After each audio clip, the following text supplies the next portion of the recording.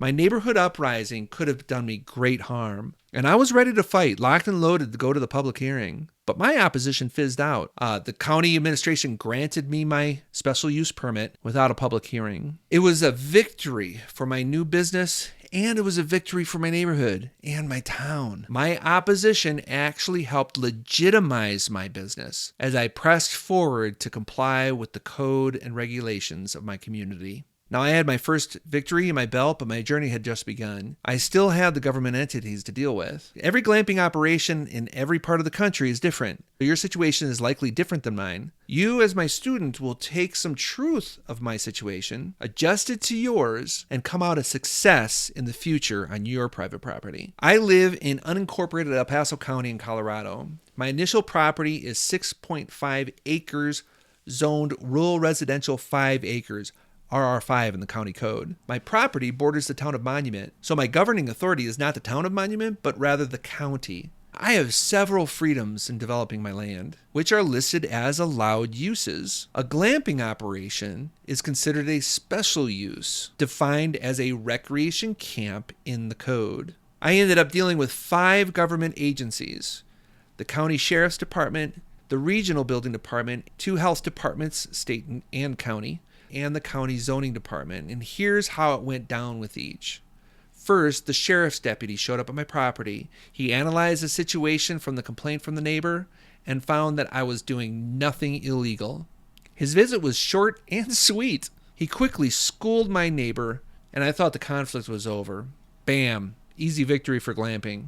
The state health department came in a form of a letter informing me that my septic tank was built for residential, not commercial. I called this officer right away and talked through what was needed to upgrade to a commercial system. He advised me to work with the county, and if the county found my system to be adequate, the state would find it. Swoosh, another victory for glamping. County Health Department paid me a visit. The officer gave me very sound advice on how to move toward compliance with the health standards of the county and state. He explained that I was in violation of some codes, especially when I was hooking into the septic of my neighbors. But he didn't issue me a fine or a stop order. He even joked, at least you're not dumping it all into the creek. I think he was comparing me with other cases he's probably written up. So he's pretty lenient on me. This was a decent win for me, but one that did eventually include a very expensive septic tank engineered for my required use.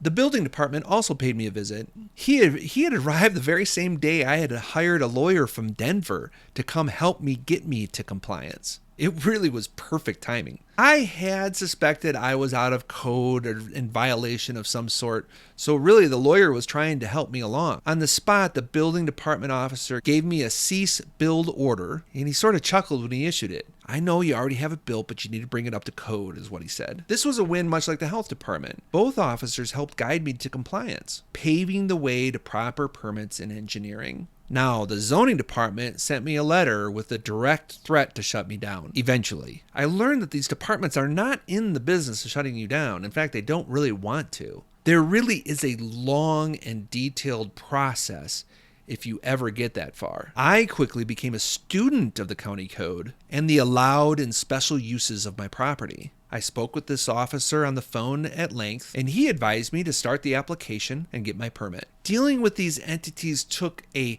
ton of time and effort on my part, but in the end, it legitimized my business and helped me launch into the glamping world. The permit alone cost me $4,238.50, and that was just the piece of paper. Added costs include septic engineering, traffic studies, mineral rights reports, site plans, utility upgrades, well permits, and more. Ultimately, the special use process cost well over $25,000. Does that sound like too much to you? Perhaps.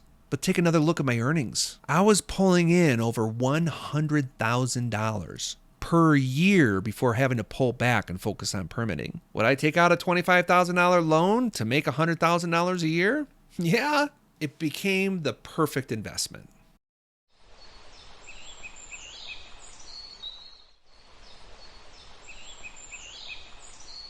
So 2022 was a huge learning curve. But 2023, I was loud and proud. I got very involved in the Chamber of Commerce, and newspapers and magazines started calling me up and wanting to do stories about monument glamping. We booked out most of our 5th season. And now this class is being released early 2024, and my 2023 numbers are in. I made $244,000 in earnings. Now, we've grown quite a bit from season 4 to season 5. Let me explain to you where we're at today in our monument glamping operation. I own 2 properties with a total of 12 units. My first property is still permitted for those 8 units. We have 4 safari tents, 2 bell tents, a tiny home, and a container home. My second property is on the other side of town, and it is being developed as I speak. We have 4 units on the property, and they're all container homes. My son, Micah, remember the welder? He and his wife is a TikTok star who does ice baths, live on the property. The property is filled with beautiful pine trees, and we are in the works of building 24 units on that piece of property, and that has no community opposition. So 2 properties, 12 units, soon to be 32 units, is in our future. I'm still dealing with some community opposition. In fact, I'm in the middle of, right now during this class, an adjustment to my original special use to allow more creative units on the property rather than just tents.